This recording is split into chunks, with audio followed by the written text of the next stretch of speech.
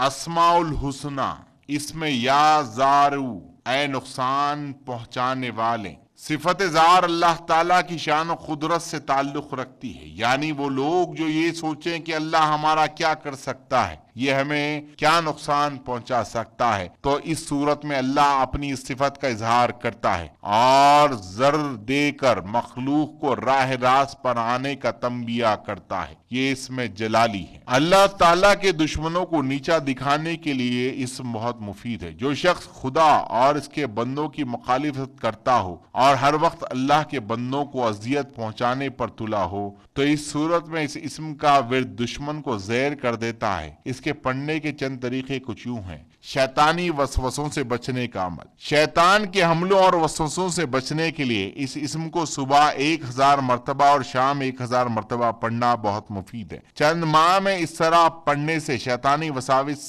ختم ہو جاتے ہیں۔ اگر اسے روزانہ ہر نماز کے بعد 34 مرتبہ پڑھا جائے تو انشاءاللہ شیطان کے مکر سے محفوظ رہے گا۔ انسانی نفس کا علاج۔ ایسا مرید یا سالک جسے نفس بہت تنگ کرتا ہو اور یاد الہی سے روکتا ہو، جس سے اللہ کی راہ میں رکاوٹ پیدا ہوتی ہو، اس کے لیے صوفیہ نے کہا ہے کہ اس سے چاہیے کہ روزانہ 1941 مرتبہ یا زارعو کا ورد کرے اور 140 دن تک جاری رکھے۔ انشاءاللہ اس عرصے میں نفس پوری طور پر قابو میں آ جائے گا۔ ایک اور حامل کا قول ہے کہ جس سالک کو کسی روحانی مقام پر قرار حاصل نہ ہو تو اسے چاہیے کہ جمعہ کی شب میں غسل کرے، احرام باندھے اور 1000 مرتبہ کھڑے ہو کر پڑھے اور 7 جمعے تک اسی طرح کرے۔ انشاءاللہ اسے روحانیت میں قرار حاصل ہو جائے گا۔ ہر زر سے حفاظت۔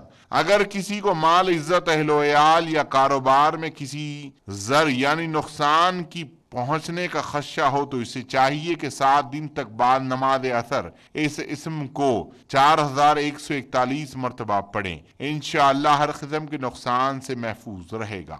دشمن پر غالب آنا۔ اگر کوئی دشمن باز نہ آتا ہو، تنگ کرنے کی طرح طرح کے ہیلے بہانے بتاتا ہو، تو اسے دشمن سے بچنے کے لیے اور اس پر غالب آنے کے لیے اس اسم کو روزانہ 4250 مرتبہ 41 دن تک پڑھیں اور پڑھتے ہوئے دشمن پر غالب آنے کا تصور ذہن میں رکھیں۔ انشاءاللہ دشمنی ترک کر کے مغلوب ہو جائے گا۔ بعض عاملین اس اسم میں ہذا سے دوسروں کو نقصان پہنچانے کا کام لیتے ہیں، مگر ایسا کرنا میرے نزدیک درست نہیں۔